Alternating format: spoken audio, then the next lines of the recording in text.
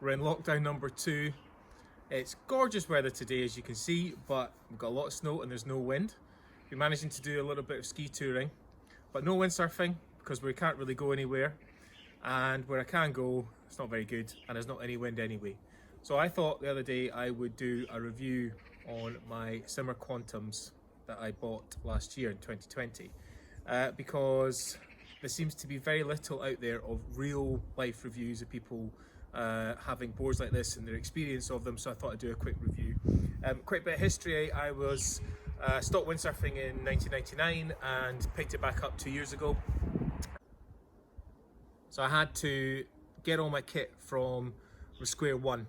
And when I came back to windsurfing 2 years ago, I bought a board, tried it out, didn't really like it.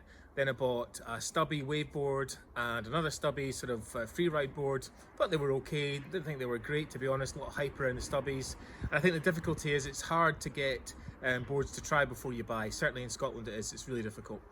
So hopefully this video will help people have some idea of what these boards are like and similar boards and whether or not they might be any good for them. I had a very clear sort of remit in mind. I wanted a real wave board, but also boards that would be typically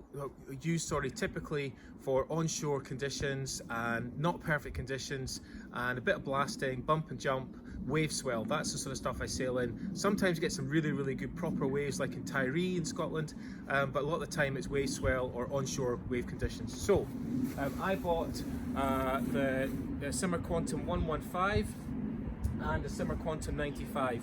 I am 93 kilograms, probably nearly 100 with my wetsuit on and my harness on when it's soaking wet.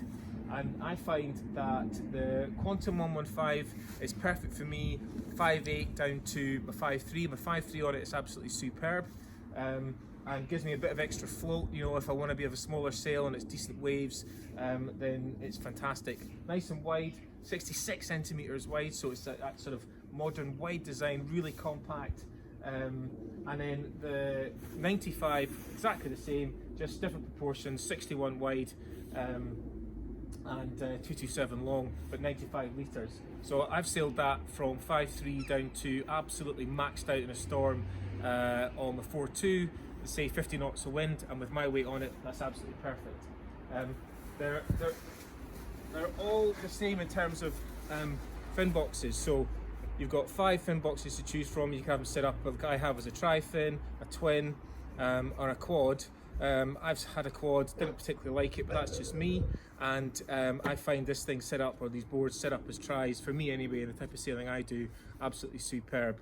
I think the finish on the boards is brilliant. I think the foot straps, for example, the pads, the paint job, all the things that Simmer talk about are superb.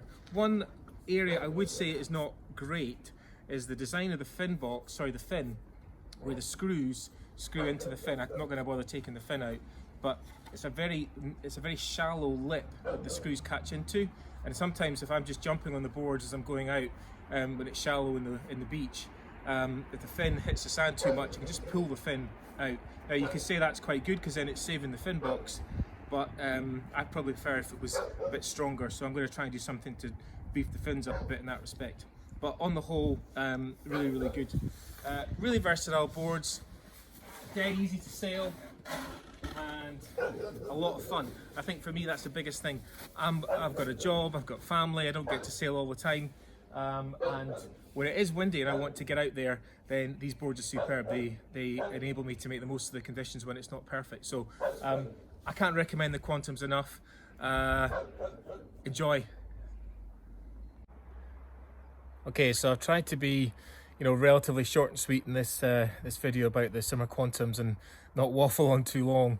If you've got any questions about the boards, then post them below in the comments. Like I said, these boards are superb for, I guess, making the most of the conditions when they're not perfect.